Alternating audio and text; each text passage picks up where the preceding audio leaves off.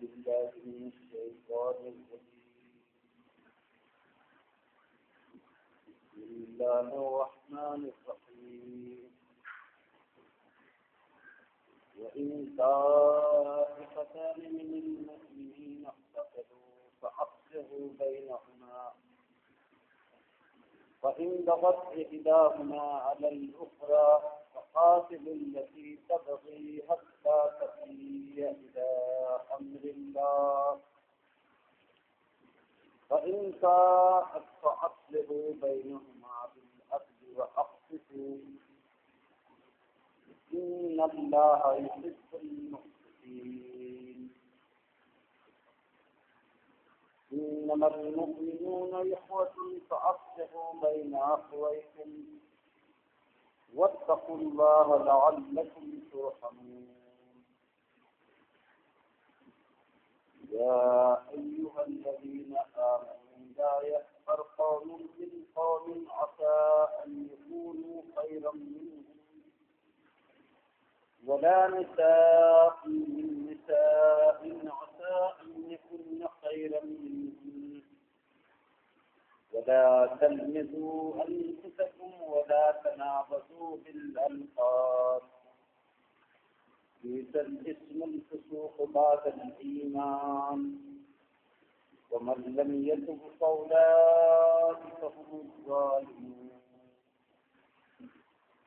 يا أيها الذين آمنوا اجتنبوا كثيرا من الظن إن بعض الظن إثم ولا تجسسوا ولا يغتب بعضكم بعضا أيحب أحدكم أن يأكل لحم أخيه ميتا فكرهتموه واتقوا الله إن الله تواب رحيم يا أيها الناس إنا خلقناكم من ذكر وأنثى وجعلناكم شعوبا وقبائل لتعارفوا إن أكرمكم عند الله أتقاكم إن الله عليم خبير. صدق الله.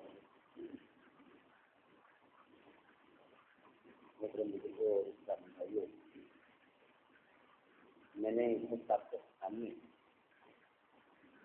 سورہ حجرات کی آیت نمبر 9 سے لے کر کے آیت نمبر 13 تک کی تلاوت کی. اس سے پہلے سورہ حجرات کی 8 آیتوں کو سمجھنے کی کوشش کی ہے. اللہ تعالیٰ ہمیں صحیح طور سے سمجھنے کی اور اس کو اخلاق کے ساتھ اپنی زندگی میں جیسا کہ بالکل شروع میں نے عرض کیا ہے کہ سورہ حجرات مدینے آنے کے بعد 5ویں سال میں نازل ہوئی ہے اور اس وقت تک اللہ کے نبی صلی اللہ علیہ وسلم کو صحابہ کو مدینے میں اتنی طاقت اتنی بڑی مضبوطی حاصل ہو چکی کہ اب جو شریعت محمد رسول اللہ صلی اللہ علیہ وسلم لے کے آئے تھے اس کو پوری طرح سے مدینے میں نافذ کیا جائے.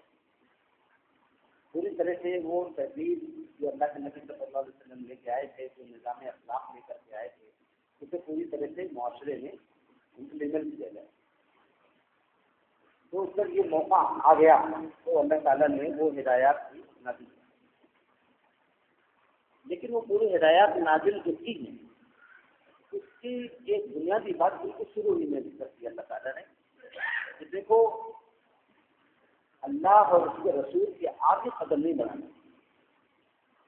ایمان کا تقاضا ہے یہ کہ تم اللہ اور اس کے رسول کے آگے پیش قدمی نہ کرو. اس سے پہلے کہا گیا تھا کہ جب اللہ اور اس کے رسول کسی کا معاملے میں فیصلہ کرتے تم نے کوئی فیصلہ کر لیا ہے لیکن اللہ اور اس کے رسول کا فیصلہ آ جائے گا تو تمہارا فیصلہ کالعدم ہو جائے گا, وہ ختم ہو جائے گا.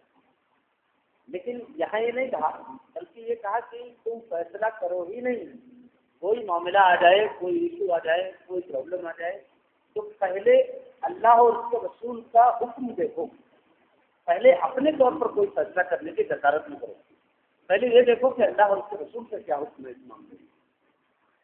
اور فرمایا کہ دیکھو اللہ تعالیٰ کا سے ڈرتے رہو، اللہ تعالیٰ کی سب کچھ خبر ہے، جو تم کچھ کہہ رہے ہو اور جو کچھ تم کر رہے ہو اللہ تعالیٰ سب جانتا ہے۔ یہ اصول بیان کیا گیا، اور اس کے بعد جیسا کہ پچھلے اصولوں میں بات رکھی گئی تھی کہ اس کے بعد اللہ تعالیٰ نے نبی اکرم صلی اللہ علیہ وسلم کے ادب کا ذکر کیا، اور یہ بات ظاہر رہے کہ جو دین لے کر کے محمد صلی اللہ علیہ وسلم آئے ہیں، جو نظام ہدایت لے کر کے آئے ہیں، اللہ کی بندگی کا جو ضابطہ لے کر کے آئے ہیں، اگر وہ ضابطہ لانے والے کے لیے ہمارے دل میں ادب نہ ہو تو ہم اس کے لائے ہوئے ضابطے کی پیروی نہیں کرتے۔ تو اللہ تعالیٰ نے کئی آیتوں میں باقاعدہ نبی صلی اللہ علیہ وسلم کا ادب سکھایا، نبی اکرم صلی اللہ علیہ وسلم کے ادب کرنے کا کیا انداز ہوگا، کیا طریقے ہوں گے، اس پر اللہ تعالیٰ نے روشنی ڈالی۔ اور اس کے بعد ایک اصول اور بیان فرمایا کہ دیکھو نبی تمہارے درمیان موجود ہے، تو اگر کسی معاملے میں کوئی خبر آ جائے، کوئی بات آ جائے، تو اپنے طور پر کوئی فیصلہ لینے کی ضد نہ کرو، یہ جان لو کہ نبی تمہارے درمیان موجود ہے، اگر وہ اکثر تمہاری بات مان کر کے فیصلہ کر لیا کرے تو تم مصیبت میں پڑ جاؤ گے، تم پریشانی میں پڑ جاؤ گے۔ ان کو اللہ تعالیٰ رات کو وہاں سے رہنمائی کر رہے ہیں، تمہیں بہت ساری باتوں کا علم نہیں ہے جو اللہ کو علم ہے، اللہ تعالیٰ اپنے نبی کی اس علم کی بنیاد پر رہنمائی کرتے ہیں۔ اگر تم ان کو زور ڈال کر کے کوئی بات کرانے کی کوشش کرو گے تو مصیبت و پریشانی میں آ جائے گا۔ یہ تذکرہ کرنے کے بعد یہ بھی اشارہ کر دیا کہ اللہ کے نبی صلی اللہ علیہ وسلم نے خاص معاملے میں جہاں کی وہ اشارہ کر صحابہ کا اصرار تھا کہ اللہ کے نبی اس قبیلے کے اس علاقے سے حملہ کر دیں، اللہ کے نبی صلی اللہ علیہ وسلم نے حملہ نہیں کیا، اس کی تحقیق اور جستجو کی، اس کے معاملے کی حقیقت کو معلوم کیا، تو پھر اللہ کے نبی نے جو حملہ نہیں کیا یا اس قبیلے کے قوم سے چڑھائی نہیں کی، تھوڑی ہی وقت میں وہ قبیلے کے لوگ آ گئے اور انہوں نے بتایا کہ ہم نے اسلام سے بغاوت نہیں کی ہے، ہم اسلام سے منکر نہیں ہوئے ہیں اور ہم مسلمان ہیں۔ تو اللہ تعالیٰ نے اشارہ کیا کہ دیکھو اگر نبی پاک بہت سے معاملات میں تمہاری بات مان لیا کرے اور کہیں چڑھائی کر دے تو اچھا خاصا نقصان ہو جائے گا، اور تمہاری ضد سے، تمہارے اصرار سے ایک امت مسلمان سے بھی مصیبت پڑ جائے گی۔ یہ بیان کرنے کے بعد اللہ تعالیٰ نے صحابہ کرام رضوان اللہ تعالیٰ علیہ نے بیان فرمائی کہ یہ فیصلہ حضور پاک صلی اللہ علیہ وسلم نے لیا کہ صحابہ کے اصرار کے باوجود بھی وہ اقدام نہیں کیا، وہ اسٹیپ نہیں لیا، اس کے باوجود بھی صحابہ بدل نہیں ہوئے، صحابہ کے دل میں کوئی بدگمانی نہیں آئی کہ اللہ کے نبی کو ہم اتنا بتا رہے ہیں، اتنا سمجھا رہے ہیں اور اتنا اصرار کر رہے ہیں کہ بھائی آپ یہ اسٹیپ لیجیے لیکن حضور اسٹیپ نہیں لے رہے ہیں، تو اس سے صحابہ کے دل میں کوئی بدگمانی نہیں پیدا ہوئی۔ تو اللہ تعالیٰ نے صحابہ کی اس عمل کی تعریف فرمایا کہ یہ ایسا اس لیے ہے کہ تمہارے دلوں میں ایمان کی محبت ہے، تمہارے دلوں کو اللہ نے ایمان کی محبت سے مالا مال کیا ہے، اور تمہارے دلوں کو ایمان سے اللہ تعالیٰ نے مزین کر رکھا ہے، زینت دی ہے، اور تمہارے دلوں میں اللہ تعالیٰ نے نفرت پیدا کی ہے کفر سے، فسق سے اور گناہ کے کاموں سے اللہ نے نفرت پیدا کی۔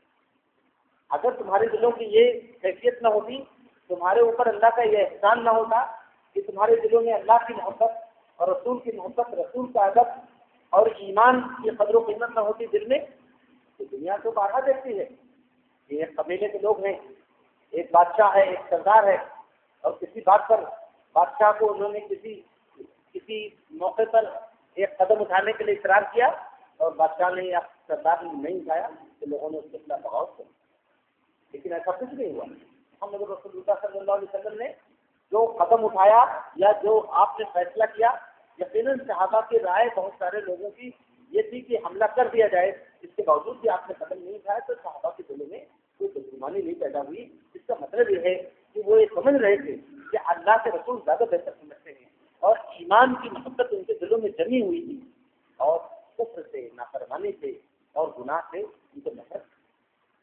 تو اللہ نے فرمایا بہت بڑا انعام ہے، ذالک فضل اللہ، فرمایا کہ فضل من اللہ، یہ اللہ کا بہت بڑا فضل ہے، وہ نعمہ، اور اللہ تعالیٰ کی بہت بڑا انعام ہے، بہت بڑی نعمت ہے اللہ تعالیٰ کی ہے۔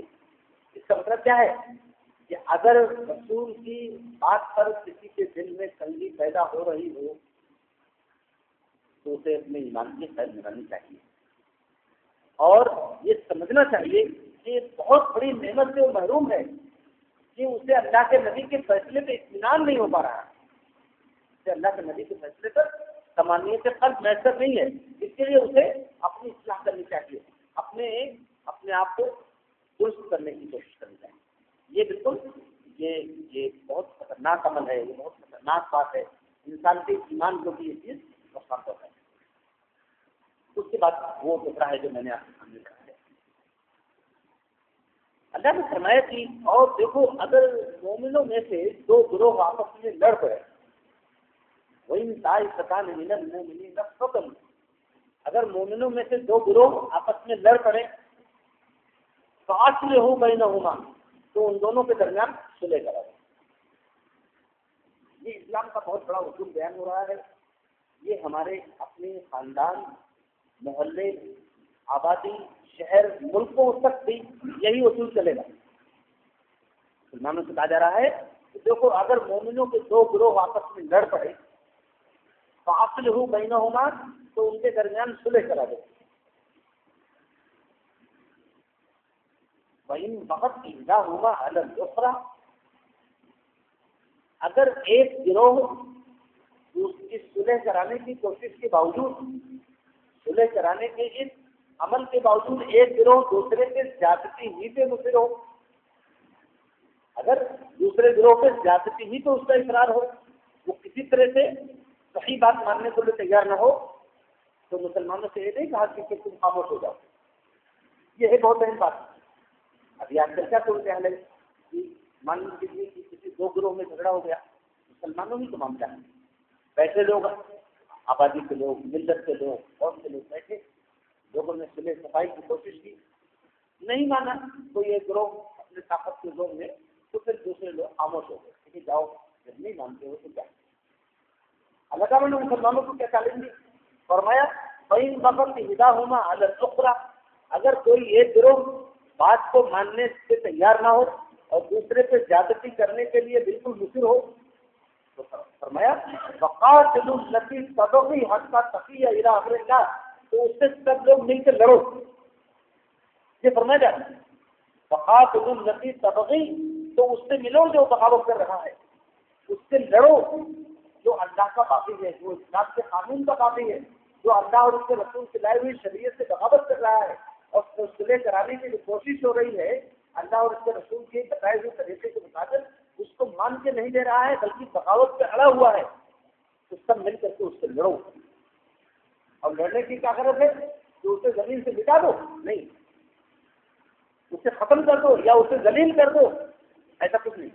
بس ایک بات بتائی، حتیٰ تفیہ الی امر اللہ، اسے سب مل کے لڑو یہاں تک کہ وہ اللہ کے حکم کو ماننے کے لیے واپس آئے۔ کتنا پاکیزہ نظام ہے دنیا میں۔ صحیح بات ہے کہ یہی چیز ہو گئی ہے امت کے اندر، تو پوری دنیا میں ہم خود اپنا خود بہا رہے ہیں، پوری دنیا میں ہم خود اپنے آپ کو بالکل ایک دم بے جان کر رہے ہیں۔ فرمایا دیکھو، ایک تو فرمایا کہ جب دو مومنوں میں سے دو گروہ آپس میں کبھی لڑ پڑے، یہ نہیں کہ لڑتے رہے، یہ بالکل انسیڈنٹلی ایک بات کہی جا رہی ہے، کبھی ایسا حادثہ ہو جائے، یہ ان کا عمل نہیں ہونا چاہیے، یہ ان کا معمول اور ان کی یوزول فینومینا نہیں ہے کہ وہ بس لڑتے رہتے ہیں ہمیشہ، بلکہ اگر کبھی ایک تو وہ بھائی میں ایمان کے رشتے سے اتنی مضبوط ہیں آپس میں، ایمان کا رشتہ خون کے رشتوں میں بھی بھاری ہے، تو جیسے ایمان کے رشتے سے جڑے ہوئے لوگ اگر کبھی لڑ پڑے، انسانی مزاج اور طبیعتوں میں اختلاف ہے، کبھی شیطان نے ان کو بھٹکا دیا اور لڑ پڑے، تو فرمایا کہ دوسرے لوگ خاموش نہ رہیں، دوسرے لوگ چپ چاپ نہ رہیں، بیٹھے نہ رہیں، بلکہ اس سے بھی آگے تو ہماری صورتحال تو یہ ہے کہ کبھی کبھی ایسا ہوتا ہے کہ مسلمانوں کے دو گروہ لڑ رہے ہوتے ہیں، بہت سارے لوگ جو اس معاملے کو سلجھا سکتے ہیں وہ اس لیے نہیں سلجھاتے کہ اگر یہ لوگ آپس میں مل گئے تو ہماری چودراہٹ باقی نہیں رہ جائے گی۔ یہ بات باقاعدہ معاشرے کے اندر دیکھنے کو ملتی ہے۔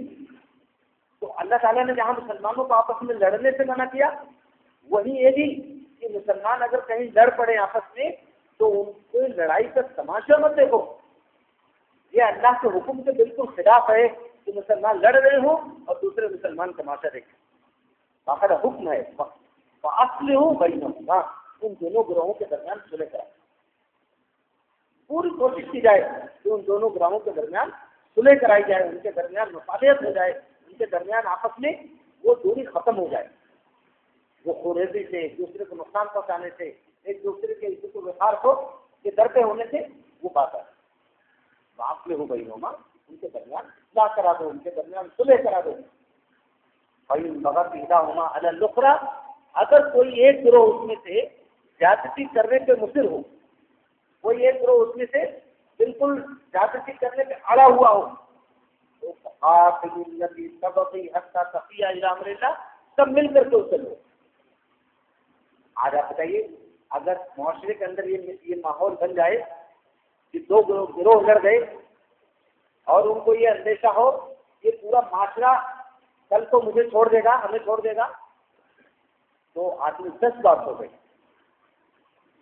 حالانکہ صورتحال اب کافی پیچیدہ ہوتی جا رہی ہے. اگر دو مسلمانوں کے بڑے گروہ لڑ گئے تو آپ کے جو دشمن ہیں اس میں سے کوئی دشمن اس کے ساتھ ہو جائے گا، کوئی دشمن اس کے ساتھ ہو جائے گا، یا دونوں مل کر کے، دونوں کو کچھ لوگ مل کر کے اکساتے رہیں گے کہ ان کے درمیان صلح نہ ہونے پائے. یہ تو آپ کے دشمنوں کا منصوبہ ہے. لیکن اسلام والوں کا منصوبہ کیا ہونا چاہیے؟ یہ دونوں لوگ جو بچھڑ گئے ہیں، دور ہو گئے ہیں، آپس میں مل جائیں. تو اللہ تعالیٰ نے مسلمانوں کو حکم دیا کہ اگر کبھی بھی ایسی صورتحال پیش آ جائے، کبھی کبھی ایسا دیکھا جاتا ہے ایک گھر سے 2 لوگ لڑ گئے، 2 بھائی لڑ گئے، تو پڑوس میں آبادی کے لوگ چپ رہے. یہ کیسے چپ نہیں رہا جا سکتا ہے؟ یہ داخلی معاملہ ہے، یہ انٹرنل معاملہ ہے، ایسا نہیں ہے. ہاں، یہ پورے کے پوری امت مسلمہ ایک انٹرنل ایک نظام ہے. باہر کے لوگوں سے ہمارا اپنا انٹرنل نظام ہے. یہ شریعت اتری ہے مسلمانوں کے انٹرنل سسٹم کے لیے. یہ مسلمانوں کے جو نظام ہے، مسلمانوں کا جو مسلمانوں کا داخلی سسٹم ہے، اس کی اصلاح کے لیے اتری ہے. تو فرمایا کہ اور ان لوگوں کے درمیان صلح کرا دو، اور اگر کوئی اصلاح پہ آمادہ نہ ہو تو سب مل کر کے اس پہ لڑو. اس کو مجبور کرو کہ وہ حق بات ماننے کے لیے واپس آ جائے، حق بات ماننے کے لیے وہ اس کو تسلیم کرنے کے لیے مجبور ہو. یہ بات ہے.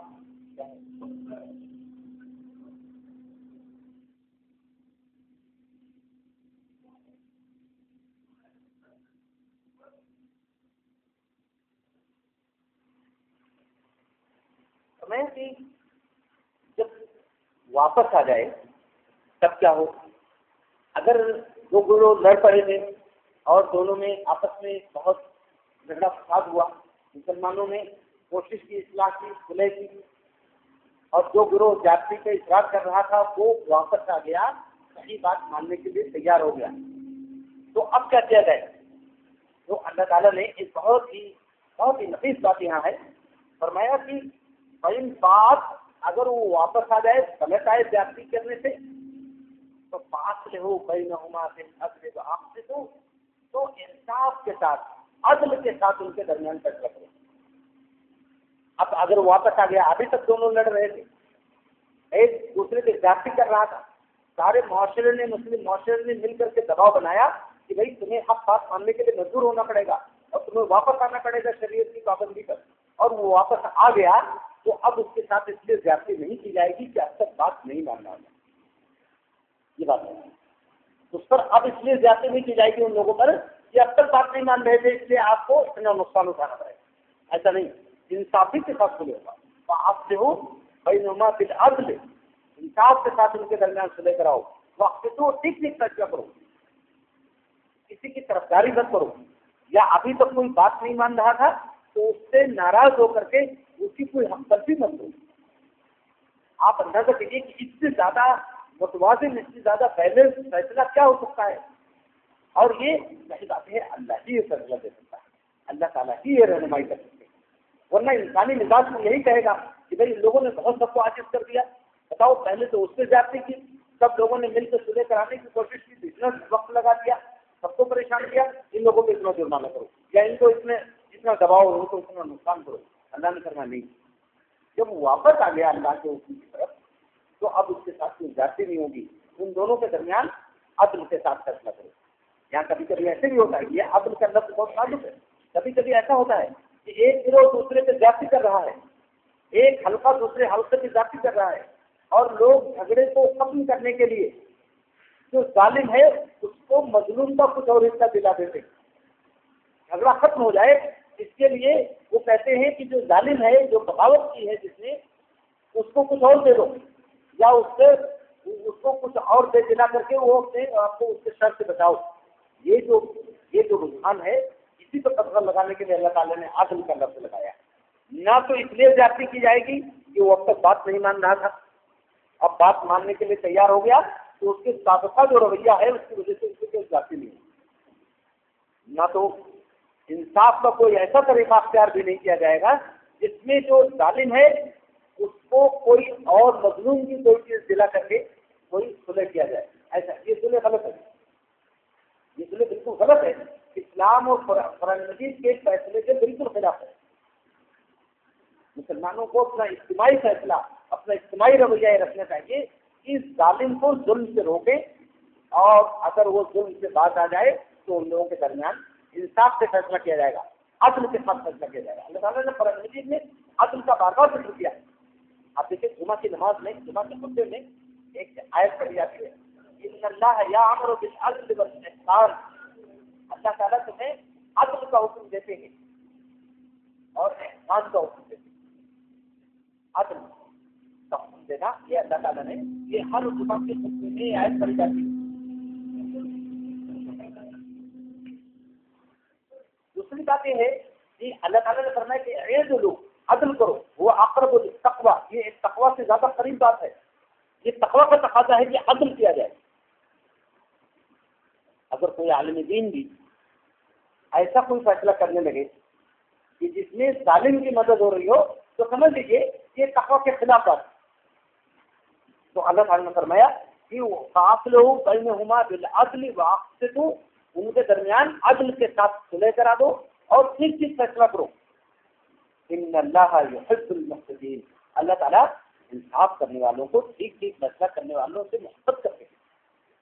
اللہ تعالیٰ محبت کرتے ہیں ان لوگوں سے جو ٹھیک ٹھیک فیصلہ کرتے ہیں, جو کوئی جانبداری سے کام نہیں لیتے. اب آپ دیکھیں کہ یہاں اسلام نے کتنا اونچا معیار پیش کیا ہے. امام محمد بن حنبل رحمۃ اللہ علیہ بہت بڑے امام ہیں مسلمانوں کے. ان کے بارے میں آتا ہے کہ ان کے صاحبزادے جو تھے ان کا کسی آدمی سے کسی جائیداد کے بارے میں اختلاف تھا, تو انہوں نے سوچا کہ میں مقدمہ دائر کر دوں. امام صاحب اس وقت قاضی تھے, حکومت میں سب سے بڑے قاضی تھے. تو انہوں نے سوچا کہ ابو سے مشورہ کریں گے, وہ اگر مشورہ دیں گے کہ اس میں میرا فائدہ ہوگا تو میں مقدمہ کروں گا, نہیں تو پھر میں مقدمہ نہیں کروں گا. امام صاحب سے انہوں نے کہا کہ کیا کروں میں اس معاملے میں, کیا میں مقدمہ کروں, دائر کروں؟ امام صاحب نے کہا ہاں مقدمہ کر دوں. حالانکہ اختلاف میں ایک جو فریق تھا ان کا اپنا بیٹا تھا, لیکن انہوں نے کہا کہ مقدمہ کر دو. جب عدالت میں مقدمہ آیا تو امام صاحب نے پورے مقدمے کو سننے کے بعد جو فیصلہ دیا وہ اپنے بیٹے کے خلاف دیا. ایسا ختم ہوا. گھر گئے تو ان کے بیٹے آئے, انہوں نے کہا کہ ابو آپ نے اگر تھوڑا بھی اشارہ کیا ہوتا تو میں مقدمہ نہ کرتا. امام صاحب نے کہا کہ میں کیسے نہ کہتا, میں نے تو یہی سوچی کہ تمہیں مقدمہ دائر کرنے کو کہا, کہ جو تم نے کیفیت بتائی اس میں مجھے لگا کہ تم جاتی کر رہے ہو, اور اگر میں کہہ دیتا کہ تم مقدمہ دائر نہ کرو تو تمہاری جاتی والی نیت پر کوئی بدبن نہ لگتی اور تم مسلسل جاتی کرتے رہتے. اس لیے میں نے تم سے کہا کہ تم مقدمہ دائر کر دو تاکہ جس کا حق ہے اس کو صحیح تعلیم محفوظ انداز میں اس کا حق مل جائے, اور اس کو بھی کوئی اندیشہ نہ رہے کہ میرے حق کو کوئی چھینے گا. اس لیے میں نے تم کو کہا. تو یہ اسلام نے یہ ضابطہ دیا, اور اس کا یہ ہمارے اسلاف و بزرگوں نے یہ لینے والے. کسی بھی وجہ سے, کسی جانبداری کی وجہ سے کوئی ایسا فیصلہ روکا نہیں جا سکتا ہے. فیصلے کے بارے میں تو صاف ہے, حضرت علی رضی اللہ عنہ کہ زیرہ گم ہو گئی تھی, ایک یہودی کے ہاں مل گئی, علی نے کہا یہ زیرہ میری ہے. یہ تو یہ تو غیر کے ساتھ معاملہ ہو رہا ہے، یہ غیر کے ساتھ مسلمانوں کے آپس کے درمیان کی جو بات ہے اس کو تو اور اعلیٰ درجے پر حل ہونا چاہیے آپس میں. غیر کے ساتھ معاملہ تھا. حضرت علی رضی اللہ عنہ کی زرہ گم ہو گئی، زرہ یہودی کے پاس ملی، آپ نے کہا زرہ میری ہے، اس نے کہا نہیں میری. آپ نے کہا نہیں یہ زرہ میری ہے، آپ نے مقدمہ دائر کر دیا. اب یہ شورۂ قاضی تھے، انہوں نے کہا کہ امیر المومنین زرہ آپ کی ہے تو آپ اس کی ثبوت پیش کیجیے، سوال آئیے. حضرت حسن رضی اللہ عنہ کو لے کے گواہ ہے. حضرت حسن حضرت علی کے بیٹے ہیں، حضور پاک صلی اللہ علیہ وسلم کے نواسے ہیں. تو اس میں آتا ہے کہ مسجد کے سین میں اللہ کے نبی ایسے اپنے پاؤں اور ہاتھ دونوں پہ چل رہے تھے. حسن رضی اللہ عنہ پیٹھ پہ سوار تھے. حضرت عمر دروازے سے آئے، کہا حسن بہت اچھی سواری ملی ہے. حضور پاک صلی اللہ علیہ وسلم نے فرمایا اور عمر نہیں دیکھتے سوار کتنا اچھا ہے، وہ دیر کم. لیکن خسرے نے کہا کہ امیر المومنین نے آپ کے بیٹے ہیں، آپ کے حق میں بیٹے کی گواہی قبول نہیں کی جا سکتی، مطلب نہیں ہے ایسے کرتے. آپ کوئی اور گواہ کو لائیے، جا کے اپنے غلام کو لے آئے. انہوں نے کہا یہ تو آپ کا دردت ہے، آپ کے تحت ہے، یہ تو آپ کے دباؤ میں آپ کی بات کر سکتا ہے، اس لیے وہ گواہی نہیں کر سکتی تھی اور ذرا یہودی کے لیے. چلے آئے بات دونوں لوگ.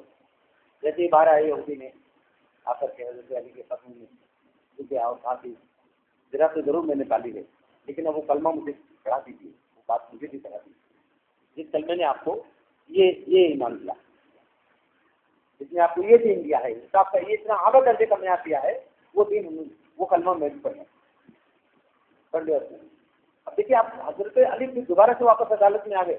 حضرت شعیب سے کہا کہ دیکھو ایسا ہے جس فیصلہ تم نے آج جس طرح کیا ہے آئندہ سے اس طرح فیصلہ نہیں کرنا، ورنہ ہم کو آپ کو یہاں قاضی رکھنے کے فیصلے پر ہم دوبارہ سے فیصلہ لے سکتے. قاضی کس نے ان کو بنایا تھا؟ حضرت علی ہی نے تو بنایا تھا.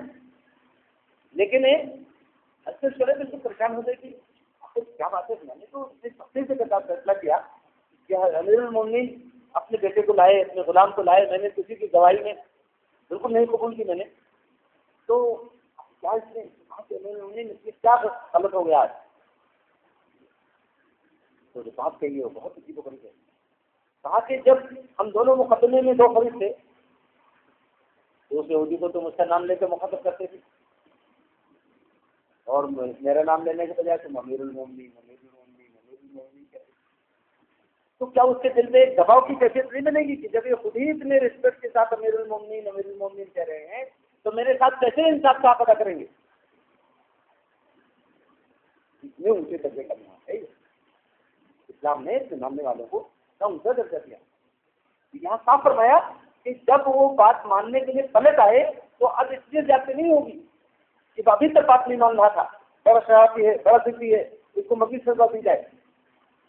اور بات کو ختم کرنے کے لیے ایسا بالکل نہیں کیا جانا چاہیے. یہ تو بہت ہی غلط ہے کہ ظالم کو اور زیادہ کچھ دے دیا جائے.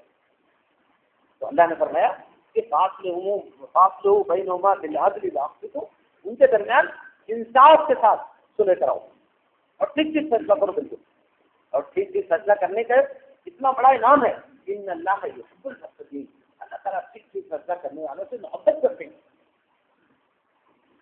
صحیح حدیث میں موجود ہے کہ اللہ کے نبی صلی اللہ علیہ وسلم نے فرمایا کہ قیامت کے دن حشر کے میدان میں جب اللہ کے سائے کے علاوہ کوئی سایہ نہیں ہوگا، اس دن اللہ تعالیٰ 7 قسم کے لوگوں کو اپنے سائے میں جگہ دے گا. 7 قسم کے لوگوں کو. پہلی قسم جو اللہ کے نبی نے فرمائی امام عادل، امام عادل، عدل کرنے والا امام، عدل کرنے والا بادشاہ، عدل کرنے والا حاکم.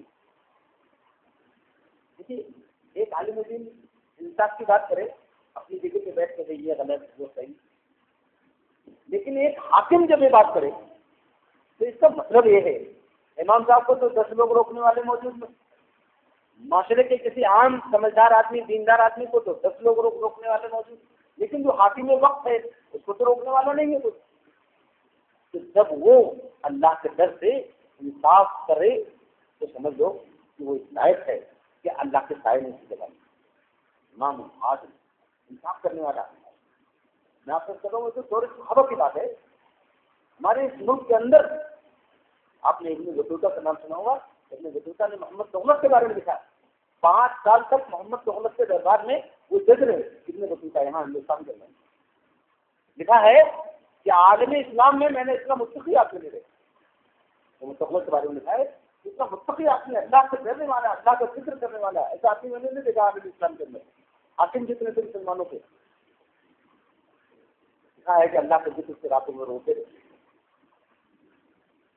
کہیں جا رہے تھے تو بچے آپس میں لڑ رہے تھے.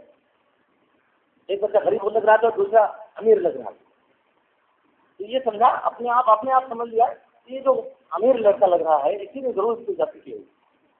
تو اس کو بلایا اور اس کو 15-20 لگ گئے کھڑی سے جاتی اس غریب لڑکے کی. تو اس امیر لڑکے نے مقدمہ کر دیا. مقدمہ ہوا آپ سوچیے مقدمہ ہوا محمد تغلق اتنا بڑا بادشاہ مطلب پورا اتر سے لے کے دکن تک جہاں انہوں نے اپنا سینٹر بنایا تھا احمد آباد اورنگ آباد کے پاس انہوں نے پورا علاقہ جب دیکھا ہے. اللہ تعالیٰ ہمارے اللہ سے ڈرتے ہوئے حکومت کر رہے تھے. قاضی نے کہا جب تحقیق ہو گئی کہ غلطی اس کی تھی پورا معاملہ آیا سب سے حلفیہ بیان لیا گیا اس غریب لڑکا جو تھا اس سے بھی بیان لیا گیا.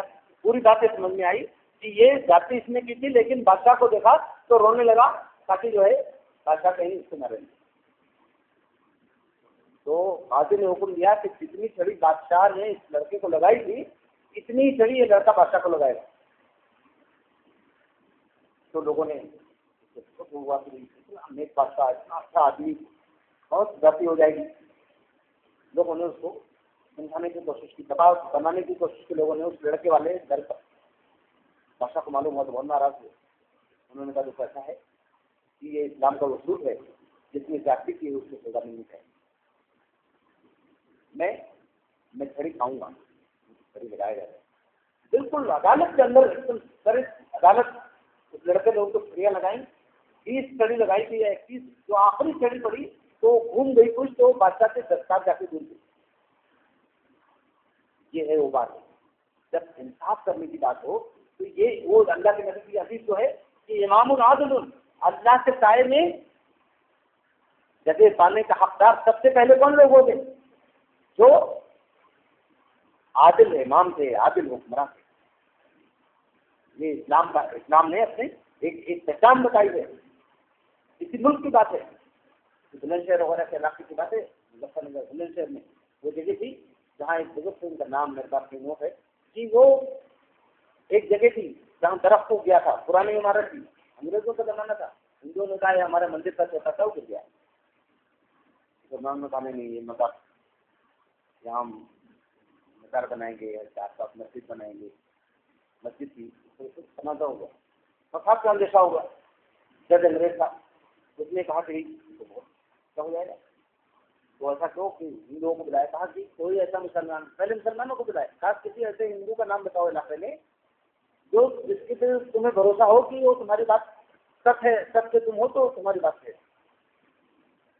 مسلمانوں نے سوچا کہ کون ہندو ایسے بات کرے. انہوں نے کہا ہمیں کسی کے استعمال نہیں ہے کسی ہندوؤں سے کہا کسی مسلمان کوئی ایسا آدمی پورے علاقے میں جو تمہیں یقین ہو کہ صحیح بات کہے گا. تو انہوں نے ایک ایسے آدمی کا نام لیا جو انگریزوں کے خلاف جہاد کر چکے تھے. اتنے بڑے بزرگ تھے مجاہد تھے وہاں پہ آ گیا تھا تو آپ کے لڑ گئے تو ان کو نام لیا کہا وہ بابا اگر کہہ دیں تو مان لیں گے. انگریز نے ان کو حکم آدمی سے بلایا کہا کہ آپ آ جائیے اور مسئلہ چل جائے گا. تو انہوں نے قسم کھا لی تھی کہ اب میں زندہ ہوں کہ انگریز کا منہ نہیں رکھوں گا. بڑا لوگ نے مسئلے کو ٹالنا تھا حساب کو تو اس نے کہا ٹھیک ہے آپ آ جائیے عدالت میں میری طرف سوئچ کر کے بیان دے دیجیے جو دینا. حالانکہ یہ توہین عدالت ہو جاتی ہے. بڑا لوگ گئے انہوں نے عدالت تک سوئچ کر کے جوڑ کے بولے وہ کہا کہ مسلمان جھوٹ بولے. یہ جگہ میں اچھی طرح جانتا ہوں یہاں ایک چھوٹا سا مندر نما تھا یہ جگہ ہندوؤں میں. اس وقت بیان کرنے والے لکھتے ہیں کہ بعد میں ہندوؤں نے 50 ہندوؤں نے وہی فوراً اسلام قبول کر لیا اور وہ جگہ انہوں نے خود وہاں کوئی دوسری بنائی تعلیم کے لیے. یہ انصاف خود اسلام کا انصاف ہے. ہمارے غیر مسلموں میں دین کی تبلیغ کرتے ہیں، دعوت دیتے ہیں. یاد رکھیے اسلام اپنے دلیل کی قوت اور اخلاق کی قوت اور انصاف کی قوت سے پھیلا ہے. تلوار تو سب اٹھاتا ہے اسلام یا اسلام والوں نے اٹھایا جب ان کے ایمان کی کم آئے، جب انہیں ایمان سے قائم نہ رہنے دیا جائے اور جب انصاف کو قائم نہ کرنے دیا جائے تلوار تب اٹھائی جاتی ہے. تلوار جب کوئی اسلام کا راستہ روکنے لگے تب اٹھائی جائے گی. تلوار سے اسلام یوں نہیں پھیلتا ہے. کسی کو آپ زبردستی تلوار کے زور پر کلمہ پڑھا سکتے ہیں؟ کیا وہ کلمہ قبول کیا جائے گا؟ لا اکراہ فی الدین، دین کے معاملے میں کوئی زور و زبر نہیں ہے، اس پر بقا کیا آئے گا. تو میں صرف یہ بات کرنا چاہتا ہوں کہ اسلام نے عدل اور انصاف کے خینوز کو، اس کے منظر نامے کو کتنا بڑھا دیا ہے. یہ ایمان والوں کا نظام، ان کے داخلی مسئلے بیان ہو رہے ہیں. فرمایا کہ اگر مسلمانوں کے دو گروہ آپس میں لڑ جائیں تو خاموش تماشا ہی نہیں ہوگا. میں آپ کر رہا ہوں اگر دل میں خدا نخواستہ کہیں نہ کہیں یہ بات موجود ہو تو ہمیں اللہ سے توبہ کریں، کیونکہ اللہ نے فرمایا کہ خاموش تماشا ہی نہیں بنے رہنا ہے. جو لوگ آپس میں لڑ رہے ہیں ان کے درمیان انصاف صلح کریں. زیادہ سے زیادہ جو بات ہم کہہ سکتے ہیں کہ بھئی ہم نے پورے اخلاص کے ساتھ انصاف کے ساتھ صلح کرانے کی کوشش کی، لوگ نہیں مانے، ہمارا فرض میں چلا. لیکن اللہ تعالیٰ نے تو وہ راستہ بھی کھول رکھا ہے کہ ان کو سب مل کر کے جو ظالم ہے اس کے لوگ. یہاں جو لفظ استعمال ہوا ہے فقاتلو، قتال کے معنی ہوتے ہیں تلوار کی جنگ. قتال معنی جہاد جو لفظ بولتے ہیں نا، تو جہاد تو زبان سے بھی ہے، جہاد علم سے بھی ہے جی. لیکن سب سے آخری درجہ جہاد کا کیا ہے؟ تلوار، جان دے دینا، ڈرنا. یہاں وہ جان دے دینے والا یعنی وہ تلوار سے جنگ والی بات کہی ہے. یعنی گویا ہے کہ اگر دیکھیے یہ ایسی اتنے آخری قدم اٹھانے کے بعد تو کہی یہ مسلمان امت یہ سب سے بہترین امت اللہ کی آخری امت ہے. یہ آخری امت ہے، اس کے بعد کوئی امت نہیں برپا ہوگی. اسے پوری دنیا کے انسانوں کو بھلائی کا حکم دینے اور برائی سے روکنے کے لیے اسے اٹھایا گیا ہے. اسے پوری دنیا میں انصاف کو قائم کرنے کے لیے برپا کیا گیا ہے. اگر یہ امت آپس میں اتنا داخلی طور پہ فساد کا شکار ہو جائے گی تو پھر اس دنیا میں دوسروں کو کون انصاف سے قائم کرے گا؟ اس دنیا میں دوسروں کو کون سچائی کی دعوت دے گا؟ دوسروں کو کون بھلائی کا حکم دے گا؟ پوری انسانیت کے لیے کون برائیوں سے روکے گا؟ فرمایا اس امت کے بارے میں سن لیجیے، اللہ کا کلام ہے. فرمایا کنتم خیر امت، تم سب سے بہترین امت، اخرجت للناس، تم پورے انسانوں کے لیے نکالے گئے ہو، پوری انسانیت کے لیے برپا کیے گئے ہو. تم صرف خود اپنے کھانے پینے اپنے سیلف اسٹیبلشمنٹ کے لیے نہیں برپا کیے گئے ہو، تمہیں پوری مانوتا کے لیے نکالا گیا ہے. تأمرون بالمعروف، تاکہ تم ان کو بھلائیوں کو حکم دو، وتنہون عن المنکر، اور انہیں برائیوں سے روکو. تؤمنون باللہ، یہ بہت بڑا کام ہے کہ پوری دنیا میں برائیاں پھیلی ہوں اور لوگوں کو برائیوں سے روکا جائے، بھلائیاں غیر معروف ہو چکی ہوں اور بھلائیوں کو قائم کیا جائے. تو یہ کام اللہ کے مضبوط ایمان کے بغیر نہیں ہو سکتا. یہ کام چھوٹے موٹے حوصلے کے لوگ نہیں کر سکتے. اس کے لیے بہت بڑا کلیجہ چاہیے، اور وہ بہت بڑا کلیجہ اللہ کے ایمان کے ذریعے ملتا ہے. اور تؤمنون باللہ، اور اللہ پر ایمان رکھو. اس امت کا تو مقام یہ ہے جب یہ امت پوری دنیا میں عدل کو قائم کرنے، پوری دنیا میں انصاف کو قائم کرنے، پوری دنیا سے ظلم کو مٹانے، پوری دنیا سے نافرمانی کو ختم کرنے کے لیے اٹھائی گئی ہے، تو یہ امت خود آپس میں لڑے اور جاتی کرے ایک دوسرے کا حق مارے. یہ تو بہت ہی ذلت کی بات ہے، بہت ہی خرابی کی بات ہے. اللہ کے نبی صلی اللہ علیہ وسلم نے مسجد کے بارے میں مسجد میں لوگ بیٹھے ہیں، آپ نے فرمایا قیامت کی علامتوں میں سے ایک علامت یہ بھی ہے کہ جب مسجد میں اختلاف ہو جائے تو لوگ زور زور سے باتیں کریں اور آپس میں جھگڑے پہ آمادہ ہو جائے، کہنے لگے کہ قیامت کی علامتوں میں سے مطلب یہ اللہ کا گھر جہاں آ کر کے سینے پہ ہاتھ باندھ کر کے، ناک سے نیچے ہاتھ باندھ کر کے جو بھی شکل ہے اور سر اللہ کے سامنے جھکا کے ہوئے رکوع کرنا ہے، سجدہ کرنا ہے، وہاں آدمی آ کر کے کودنے لگے، اچھلنے لگے، غصے میں چیخنے لگے. اس کا مطلب گھر کے مالک کا کوئی ادب اس کے دل میں نہیں رہے. یہ قیامت کی علامت. اس کا مطلب یہ ہے کہ ابھی دنیا رہنے لائق نہیں ہے. ان لوگوں کی بات چھوڑ دو جو بتوں اور پیڑوں درختوں جنگلوں کی پوجا کرتے ہیں، ان کی بات چھوڑ دو.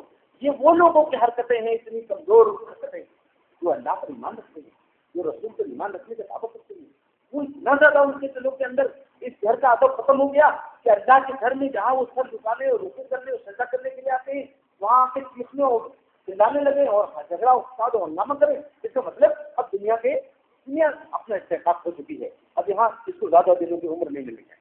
اللہ کے نبی کے حدیث بھی تو یہاں اللہ نے فرمایا کہ دیکھو جو فرمایا کہ اللہ تعالیٰ انصاف کرنے والوں سے فیصلہ کرنے والوں سے محبت کرتے ہیں. اللہ تعالیٰ اب میں نے امام محمد بن حنبل کی بات کی آپ سے، ابھی میں نے وہ تو امام تھے بہت بڑے، ابھی میں نے آپ کے سامنے ایک بادشاہ کی بات کی. وہ بادشاہ جو وہ قرن اول کا نہیں ہے، وہ صحابہ تابعین کے دور کا نہیں ہے، وہ تو بہت ہی سوال کے دور کا آتی ہے، لیکن اس کے اندر یہ خوبی کیوں ہے کہ انصاف کو قائم کرنے کے لیے اس نے اپنے آپ کو سر عدالت پیش کر دیا اور کہا لڑکا مجھے چوری لگائے گا. کیوں اس نے کیا؟ آپ کو بات آ رہی ہے؟ صرف اسلام کی وجہ سے، صرف ایمان کی وجہ سے کیا، صرف اس قرآن کی وجہ سے کیا، صرف اس لیے کیا. اور یہ اللہ تعالیٰ نے جو عدل کو قائم کرنے کی بات کی ہے، اللہ نے فرمایا جو عدل کو قائم کریں گے اللہ انہیں سے محبت کرے گا. ان اللہ یحب المقسطین. آپ پڑھتے ہیں ان اللہ مع الصابرین، اللہ صبر کرنے والوں کے ساتھ ہے. حق پہ جمے رہنے والوں کے ساتھ ہے اللہ، اور جو حق پہ جمے نہیں رہتے اس کا مطلب اللہ ان کے ساتھ نہیں ہے. آج کا مطلب بہت اہم ہے. آج کا مطلب جس میں آپ انگریزی میں کمپنی کے معنی میں بولتے ہیں معیت، طاقت. تو اللہ کی معیت اللہ تعالیٰ تو بہت عظیم ہوتی ہے. ایک اچھے بزرگ عالم کی معیت آپ کو ملے آپ کتنا خوشی محسوس کرتے ہیں.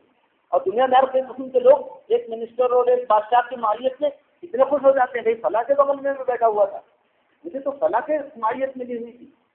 اللہ تعالیٰ فرماتے ہیں جو لوگ حق سے جمے رہتے ہیں ان کو اللہ کی معیت مل جاتی ہے.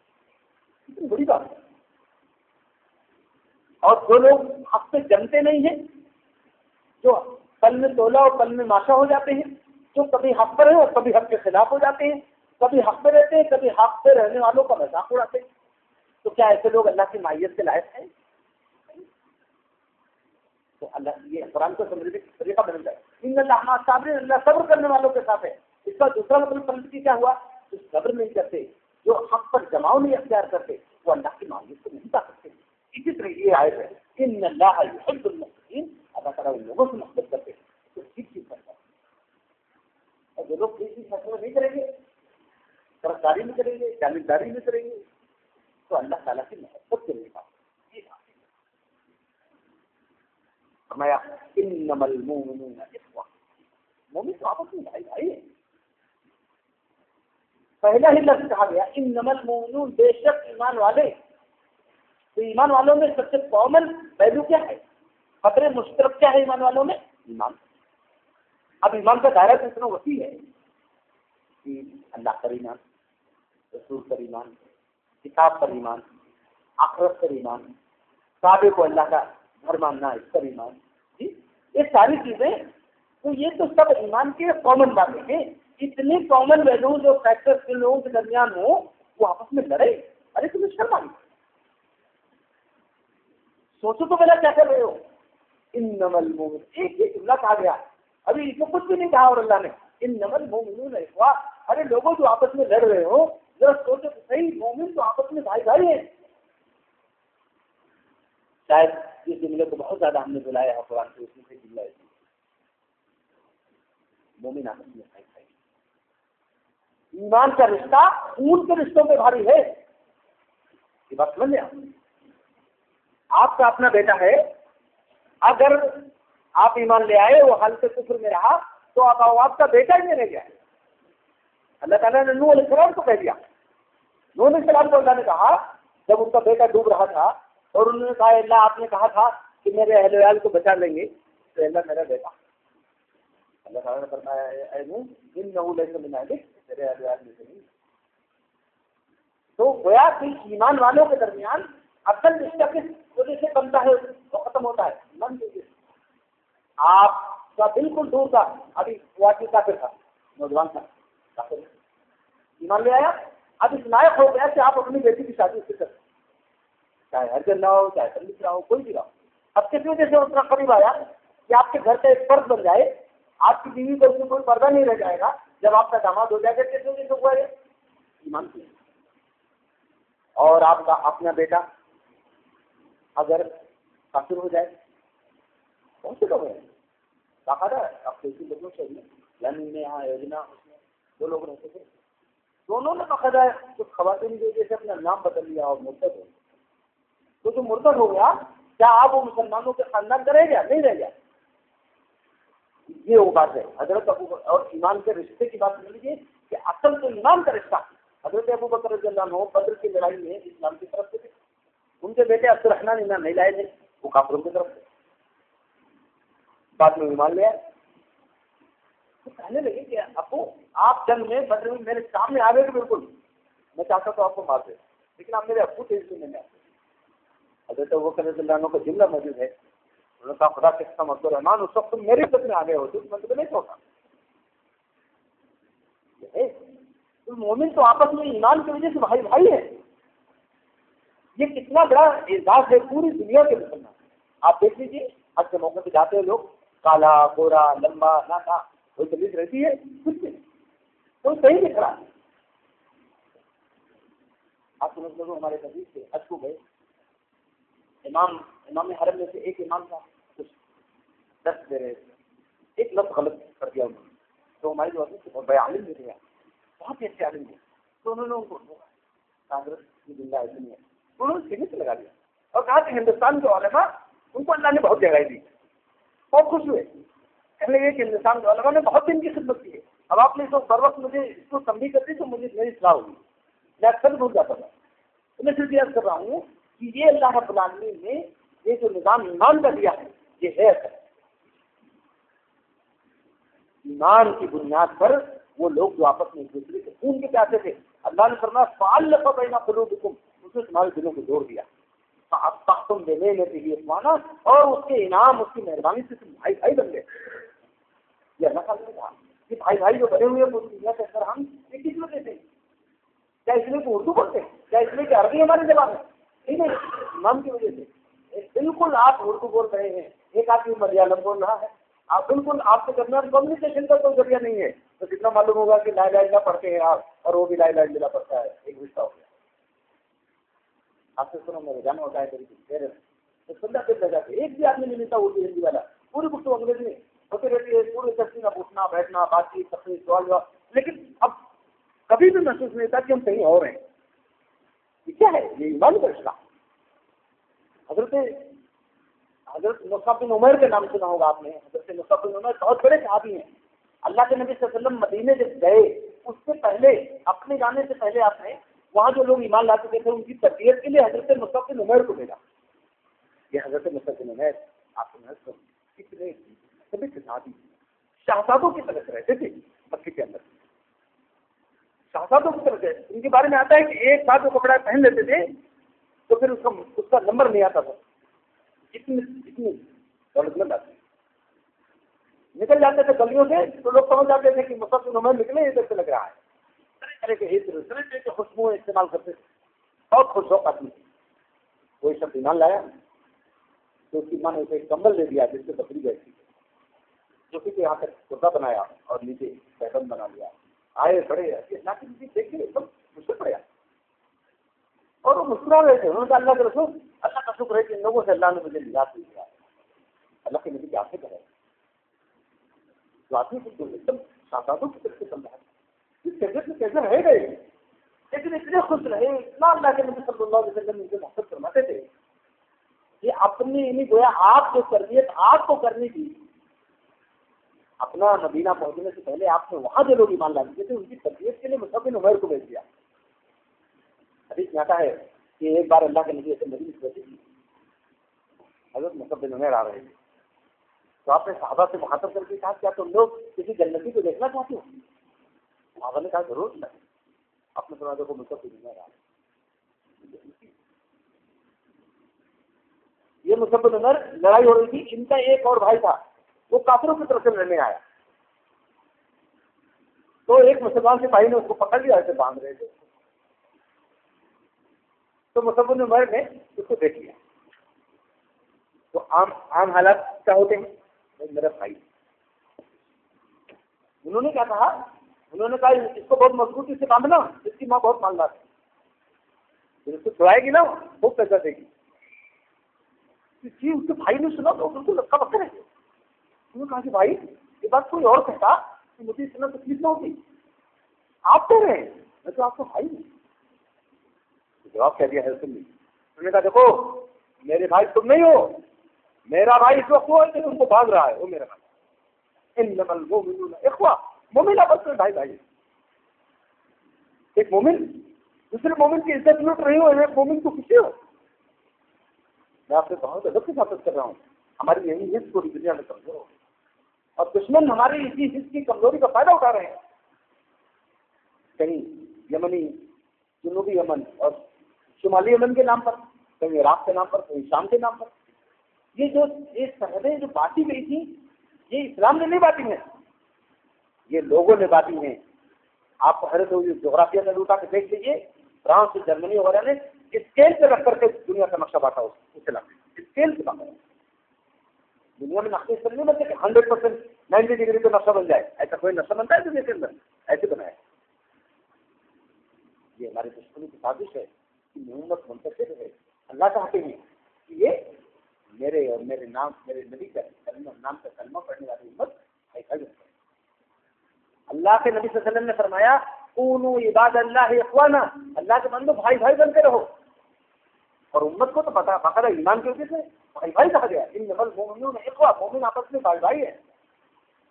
فاصلحوا بین اخویکم. جب مومن آپس میں بھائی بھائی ہیں تو بھائی بھائی لڑ گئے ہیں تو کیا کرنا ہے؟ یہ نہیں کہ وہ آپس میں بھائی بھائی ہیں، ہم سب آپس میں بھائی بھائی ہیں.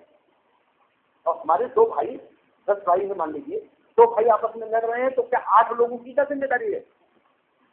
کیا وہ مزے لیں گے؟ کیا یہ دیکھیں کہ جب دونوں تباہ ہو جائیں گے تب ان دونوں پہ جو بٹے گا ہم لے لیں گے؟ کیا یہ دشمنوں کی ذہنیت نہیں ہے؟ کیا یہ بھائی بھائی کی ذہنیت ہے؟ باقی یہاں پہ پہنچ گئے ہیں. تو اللہ تعالیٰ نے فرمایا ہے یہ اللہ کا حکم ہے. بہت ہی عجیب و غریب مقصد کی آیت ہے. انما المؤمنون اخوہ، مومن آپس میں فاصلحوا بین اخویکم. اگر آپس میں ان میں کوئی اختلاف ہو گیا تو ان کے درمیان لے کر آؤ. واتقوا اللہ، اور اللہ سے ڈرو. اللہ سے ڈرو. دو پہلو ہیں اس کے. اللہ سے ڈرو، تم ایمان کی وجہ سے آپس میں بھائی بھائی ہو، اور اگر تمہارے بھائی آپس میں لڑ گئے اور تم نے اس میں صلح کرانے کی کوشش نہیں کی تو اللہ سے ڈرو. اللہ کی پکڑ سے نہیں ڈرو. اللہ سے ڈرو. اللہ پکڑے گا ضرور، اس لیے کہ جس ایمان کی وجہ سے تم بھائی بھائی بنے تھے، جس اللہ کا نام لے کر کے تم بھائی بھائی بنے تھے، اس اللہ نے تمہیں حکم دیا تھا کہ جب ایمان والے کہیں آپس میں لڑ جائیں تو اس کے درمیان صلح کراؤ، انصاف کے ساتھ صلح کراؤ. تو واتقوا اللہ، اور اللہ سے ڈرو کہ اگر تم نے صلح کرانے کے بجائے فساد کو ہوا دیا تو اللہ رب العالمین تمہیں پکڑے گا. صلح کرانے کے بجائے تم خاموش رہے، صلح کرانے کے بجائے تعلیم کی مدد کرتے رہے، تو جان لو اللہ رب العالمین دیکھ رہا ہے. واتقوا اللہ، اللہ سے ڈرو. آگے کیا فرمایا؟ واتقوا اللہ لعلکم ترحمون. اللہ سے ڈرو، یہ ہے کہ اللہ سے رحم کرے. اللہ سے ڈرنے کی ایک بات تو وہ ہے کہ اگر تم خاموش رہے اور وہ لڑتے رہے، تباہ ہوتے رہے، تم خاموش تماشائی بنے رہے یا ظلم کی حمایت کرتے رہے تو اللہ سے ڈرو، اللہ تمہیں دیکھ رہا ہے. اور دوسرا پہلو یہ ہے کہ اگر تم ناانصافی کرو، ظلم کا ساتھ ہوگے. اللہ کے نبی صلی اللہ علیہ وسلم نے ایک جگہ فرمایا انصر اخاک ظالما او مظلوما. اپنے بھائی کی مدد کرو چاہے ظالم ہو یا مظلوم ہو.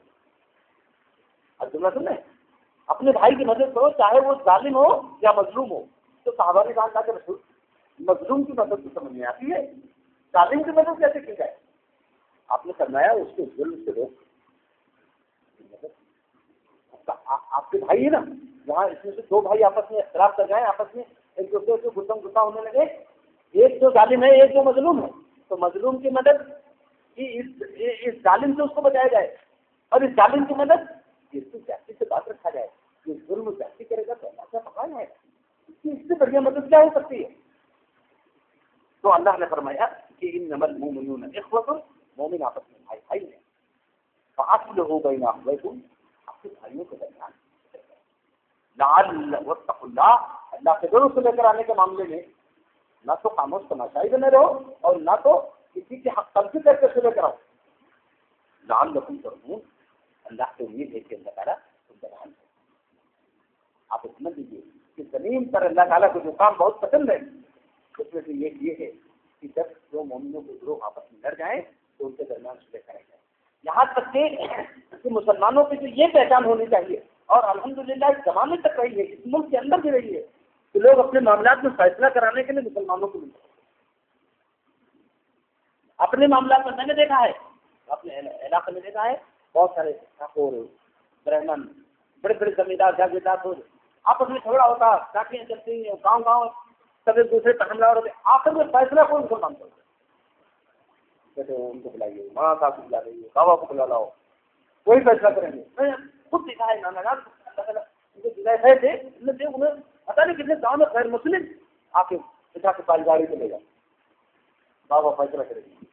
تو میں سوچتا ہوں کہ یہ کیا تھا؟ یہ رسول اللہ کی امتی ہونے کی ایک امتی ہونے کی شان ہے کہ دنیا آپ کو سمجھے کہ انصاف ان سے چلے گا۔ میں بھی کتاب پڑھ رہا تھا، انگریزی رومیلا نوکر میں ایک کتاب لکھی محمود غزنوی کی بات، کتنی عجیب و غریب کتاب ہے۔ اس نے لکھا کہ تم کہتے ہو کہ محمود غزنوی ظالم تھا، ڈاکو تھا، ارے سن لو، تم نے جن لوگوں کو ظلم کا شکار بنایا تھا 4000 سال سے، محمود غزنوی کی شکل میں ان کے مسیحا نظر آئے، اس لیے اس ملک کے باشندوں نے ان کی مدد کی۔ آپ سمجھ لیجیے کہ جتنے بھی حملے کیے انہوں نے، اس میں یہاں کے مقامی باشندوں نے ان کو پوری مدد کی، اور جب انہوں نے آخری فتح یہاں حاصل کی ہے اس میں جب اس بڑے کھانے کو وہاں اس کو قابو پایا، 18,000 عورتوں کو آزادی ملی، جن کو بےباسی بنا دیا گیا۔ کیا ہے یہ؟ اسلام کی دولت ہے، اسلام کی نعمت ہے، ہم اسلام کے قائم رہیں، امانت داری کی باتیں کریں، سچائی کی باتیں کریں، تو آپ دیکھیں گے کہ معاشرے کے اندر آج کی بات کر رہا ہوں، اس دور جواب میں جب نفرتوں کے پھیلانے کا پورا کاروبار ہو رہا ہے، آج بھی انشاءاللہ رسول اللہ کی امتی کو عزت مل گئی۔ یہ اللہ تعالیٰ نے، میں بس اسی آیت پر اس بات کو ختم کرتا ہوں۔ آگے جو آیت ہے اس کا میں ایک تفسیر بھی دے دیتا ہوں۔ آگے اللہ تعالیٰ نے ان بیماریوں کا ذکر کیا ہے جس کی وجہ سے مسلمانوں میں آپس میں پھوٹ ہو جاتی ہے، جس کی وجہ سے مسلمانوں کے دل آپس میں ایک دوسرے سے پھٹ جاتے ہیں اور مسلمان آپس میں ایک دوسرے سے بہت دور ہوتا ہے، ایک دوسرے کی تحقیق کرنا ہے، ایک دوسرے کو تسلیم کرنا ہے، ایک دوسرے کا خاک اڑانا ہے، ان تمام چیزوں کو اللہ تعالیٰ نے آج ہی کی آیتوں میں ذکر کیا ہے۔ میں نے آیتیں تو پوری پڑھ دی تھی، لیکن صرف انہیں 2 آیتوں کے بارے میں اس وقت 3 رکھا جائے۔ میں آپ سے عرض کروں کہ صحابہ کرام کی کوئی تعریف پڑھیں اگر آپ، تو کبھی کبھی ایسا ہوا ہے کہ مسلمانوں میں آپس میں لڑائی ہوئی، حضرت علی رضی اللہ عنہ، حضرت عائشہ رضی اللہ تعالیٰ عنہ میں لڑائی،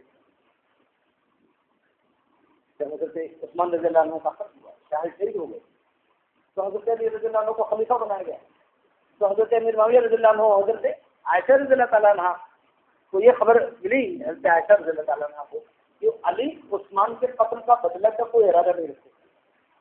اس کی بات تھی، ارے حضرت عائشہ رضی اللہ تعالیٰ عنہ سے تو سمجھیے داماد تھے حضرت عثمان، اور اللہ کے نبی صلی اللہ علیہ وسلم کی اتنے جلیل و قدر صحابی، اور سب سے بڑی بات ہے ایک مظلوم مسلمان، تو ان کے قتل کا جو بھی قاتل ہے اس کا بدلہ لیا جائے گا۔ حضرت علی رضی اللہ عنہ نے کہا کہ اماں میں بدلہ تو ضرور لوں گا، لیکن اس وقت میرے ہاتھ بہت کمزور ہیں، اس وقت مدینے کے جو فسادی لوگ آئے تھے جنہوں نے قتل کیا وہی لوگ آئے ہوئے ہیں، آپ لوگ میری مدد کیجیے کم سے۔ لیکن بات کچھ ایسی بن گئی کہ میرا فساد کا اندیشہ آ گیا، آپ سے کر رہا ہوں تو سارے خواب پڑھیں گے، بالکل دونوں فوجیں آمنے سامنے کھڑی تھی، حضرت علی نکل آئے تھے فوج سے، اور حضرت زبیر رضی اللہ عنہ، یہ ان 10 صحابہ میں ہیں، حضرت علی بھی اسی میں ہیں اور حضرت زبیر بھی اسی میں ہیں جن کو اللہ کے نبی نے فرمایا تھا یہ سب جنتی، سب کو زبیر بن جنت، حضرت علی رضی اللہ عنہ اور دونوں ہم عمر زبیر، تو بچپن میں کبھی جا رہے تھے بالکل شروع کے دور میں، تو ایسے کندھے پہ ایک دوسرے تو 2 آپس میں کندھے پہ ہاتھ رکھ کے چلتے، ویسے چل رہے تھے، اللہ کے نبی نے بلایا، کہا تو دیکھو زبیر مجھے اندیشہ ہے کہ ایک دن تم نہا خلی سے لڑنے آؤ گے، تو کتنی بات آپ بات ختم ہو گئی. اب تو زمانہ گزر چکا. اللہ کے نبی چلے گئے, ابو بکر رضی اللہ عنہ چلے گئے, حضرت عمر رضی اللہ عنہ چلے گئے, حضرت عثمان رضی اللہ عنہ چلے گئے, علی کا زمانہ ہے, حضرت علی آئے باہر, کہا زبیر یہاں آؤ, چلے گئے. اب آپ دیکھیے کہ مطلب ادھر حضرت عائشہ کمان کر رہی ہیں, ادھر حضرت علی ہے سب سے بڑی لیڈر, اور مسلمان آپس میں لڑائی ہو گئی. لیکن حضرت علی نے بلایا, کہا زبیر یہاں آؤ. آئے, کہا تمہیں ایک واقعہ یاد ہے, ہم تم دستل کے بعد ساتھ میں جا رہے تھے, اللہ کے نبی نے فرمایا تھا کہ بغیر ایسے علی سے لڑنے آؤ گے. زبیر کو بالکل یاد آ گئی بات. تو انہوں نے کہا ہاں. کہا تو کیا آج سے پہلے تم کو کبھی مجھ سے لڑنے آئے ہو؟ انہوں نے کہا نہیں. کہا آج سے مجھ سے لڑنے آئے. تو جملہ اس نے یہی تھا کہ ایک دن تم ناحق علی سے لڑنے آؤ گے. یہ نہیں تھا کہ صرف لڑنے آؤ گے, یہ اشارہ تھا اس کے اندر کہ ایک دن تم ناحق علی سے لڑنے آؤ گے. انہوں نے کہا ہاں مجھے یاد ہے. حضرت زبیر آئے, واپس فوج سے نکل رہے. حضرت علی کی فوج کے ایک سپاہی, ایک مطلب جو دشمن صحابی تھے, اسی میں سے ایک آدمی نے پیچھا کر لیا اور جا کے ان کو قتل کر دیا. ان کا کپڑا لا کر کے حضرت علی کو دیا. حضرت علی کپڑے کو دیکھ کے چومنے لگے, رونے لگے. کہا اللہ کے دشمن, ایک عزیز صحابی بتا کے اللہ تعالیٰ کی بخشش. پھر حضرت طلحہ رضی اللہ عنہ, حضرت طلحہ انصاری رضی اللہ عنہ وہ بھی موجود تھے. تو جب انہوں نے دیکھا کہ زبیر جا رہے ہیں تو حضرت طلحہ بھی ان 10 لوگوں نے سے جن کو جنت کی خوشخبری دنیا میں ملتی وہ بھی چلے گئے. میں یہ بتا رہا ہوں کہ اسلامی فکر کے لوگ آپس میں کبھی ایسا ہو گیا, لڑ گئے, تو ہوا کیا؟ حضرت علی نے دیکھا کہ جب تک حضرت عائشہ رضی اللہ تعالیٰ عنہ موجود ہیں فوج میں, تب تک فوج کو قابو میں نہیں کیا جا سکتا ہے, کیونکہ امت کی ماں ہے. تو جب للکار دیتے تھے تو ایک دم صحابہ جان کر چل جاتے. تو نے کہا ایسا کرو, ان کی سواری سے تو وہ کاٹ دو. تو کچھ لوگوں نے مان دیا, وہ اونٹ کا پیر کر گیا. بعد انہوں نے لکھا ہے کہ جس عورت پہ بیٹھی تھی اس عورت کے رسی کاٹ دیا. تو جب اونٹ گرا تو سب سے پہلے جس آدمی نے آ کے اس عورت کو پکڑا ہے جس میں وہ بیٹھی تھی وہ حضرت علی. سب کو روایت کے ساتھ لکھا ہوا ہے کہ سب سے پہلے جس آدمی نے آ کے اس عورت کو پکڑا جس میں بیٹھی تھی وہ عائشہ رضی اللہ تعالیٰ عنہ, اس کو پکڑنے والا, سنبھالنے والا وہ حضرت علی. اور جملہ تھا ماں آپ کو چوٹ کرنے لگتی. یہ ہے وہ چیز تو ہم بھول گئے.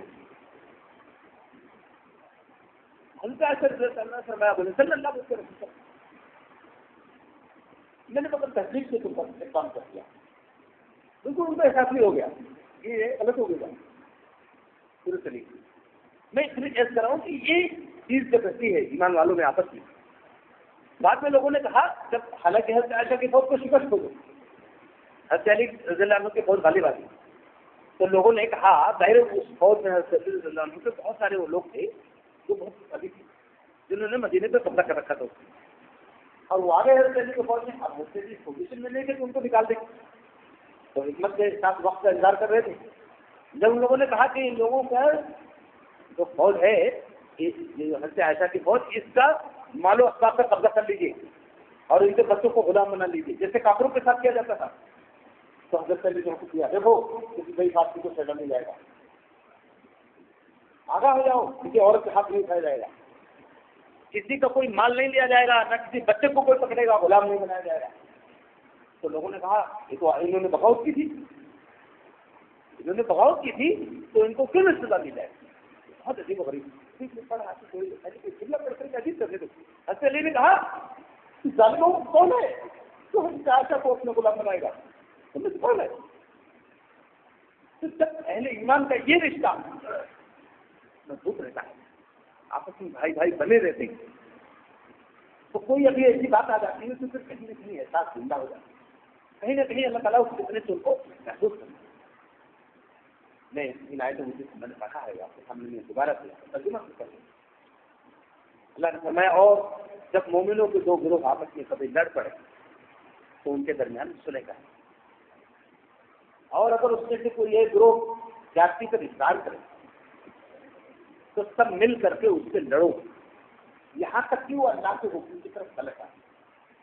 اور جب پلٹ آئے تو انصاف کے ساتھ ان میں صلح کرا دو اور ٹھیک ٹھیک فیصلہ کرو. اللہ تعالیٰ ٹھیک ٹھیک فیصلہ کرنے والوں سے جان دو کہ بلا شبہ مومن اپنے بھائی وہ اپنے بھائیوں کے درمیان صلح کراؤ اور اللہ سے ضرور امید ہے کہ اللہ سے رحم کرے. یہ صرف دعائیں کرنی چاہیے, اللہ تعالیٰ سے دعا کرنی چاہیے کہ پروردگار آپ نے امت کے داخلی نظام اور امت کے بھائی بھائی ہونے کے نظام کو جتنی توجہ کے ساتھ اور جتنی زور انداز میں اللہ نے یہاں بات رکھی ہے, اللہ تعالیٰ ہم سب لوگوں کو اس کو سمجھنے کی ضرورت ہے اور نہ صرف سمجھنے بلکہ ان کے تقاضوں کو ادا کرنے اور ان کے تقاضوں کو پورا کرنے کی اللہ تعالیٰ ہم سب کو توفیق عطا فرمائے اور ہماری مدد بھی فرمائے. کیونکہ اس کے تقاضے ایسے ہیں کہ شیطان انسان کے نفس کو اکساتا ہے. انہوں نے مجھے یوں کہا تھا تو میں نے نہیں کہہ سکتا, میں مٹ جاؤں گا, لیکن اللہ تعالیٰ چاہتے ہیں کہ ہم دونوں ایک دوسرے کے لیے مومن آپس میں ایک دوسرے کے لیے رحمدل ہوں, مومن آپس میں ایک دوسرے کے لیے. قرآن مجید کے اندر باقاعدہ ایک اور جگہ ہے, وہ عرب سے کبھی انشاءاللہ آ جائے گی کہ اللہ تعالیٰ نے فرمایا محمد الرسول اللہ, محمد صلی اللہ علیہ وسلم اللہ کے رسول, والذین معہ, جو لوگ ان کے ساتھ ہیں. معیت میں ابھی تھوڑا سا واضح کرتا ہوں. معیت کا مطلب ایکمپنی, جو لوگ محمد صلی اللہ علیہ وسلم کے ایکمپنی میں ہیں, ایمان والے. کیسے ہیں وہ؟ اشداء علی الکفار رحماء بینہم, کافروں پہ بہت سخت اور مضبوط اور آپس میں بہت رحماء بینہم, آپس میں بہت عادل.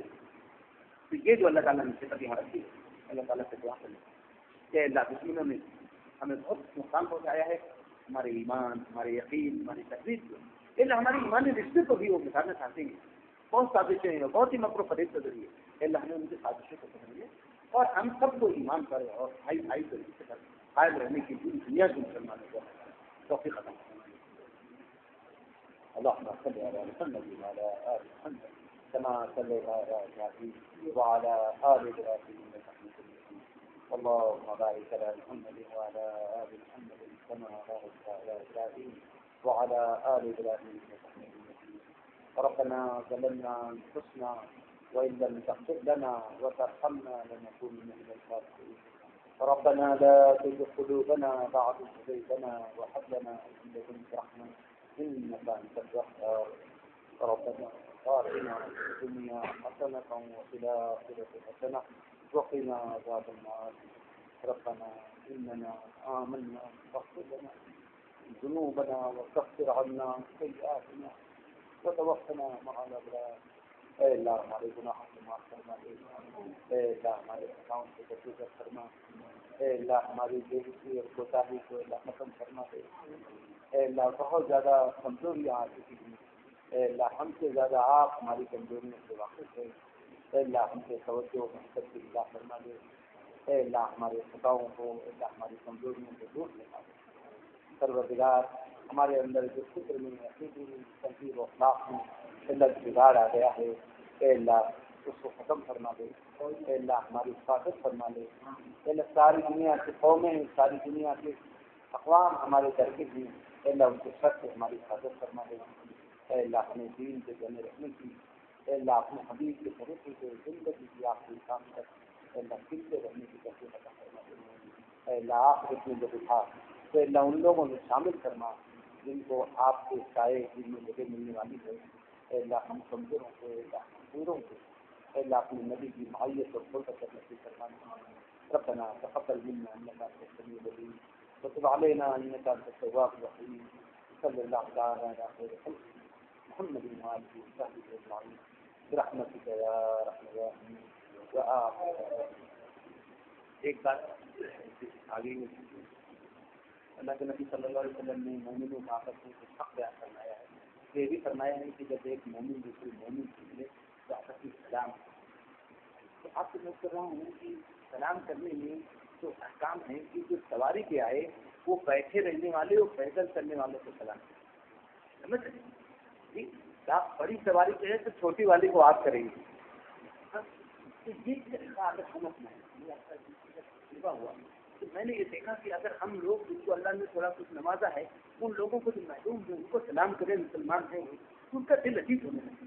وہ سوچتے اچھا تو میں بھی اسی امت کا ہوں نا، تبھی تو بھائی اسلام کیا مجھے یاد ہے وہاں کافی پہلے ادھر رہتا تھا دوسرے دن، تو صبح صبح ایک ٹھیلے والے لوگ آپ کی سبزی منڈی کی طرف آتے ہی تو اس میں کئی لوگوں کو میں پہچان رہا تھا کہ مسلمان تو ان کو سلام کریں السلام علیکم، میرے ساتھ کئی لوگ تھے جس صاحب وغیرہ تھے آپ میں جانتے تھے آپ اس کو سلام کرو تو لوگ صبح میں جو ہے سلام کرتا ہوں کبھی کبھی ایسا تو ہو نہیں، کبھی کبھی آپ پیچھے جا کے آگے جاتے پیچھے مڑ کے بار بار دیکھتے رہتا ہے، کبھی کبھی میں نے دیکھا کہ آپ کو تب یہ کیا ہے جو اسی رشتے کی بات ہے جو رسول اللہ صلی اللہ علیہ وسلم نے ہمیں سیکھ اللہ تعالیٰ ہم لوگوں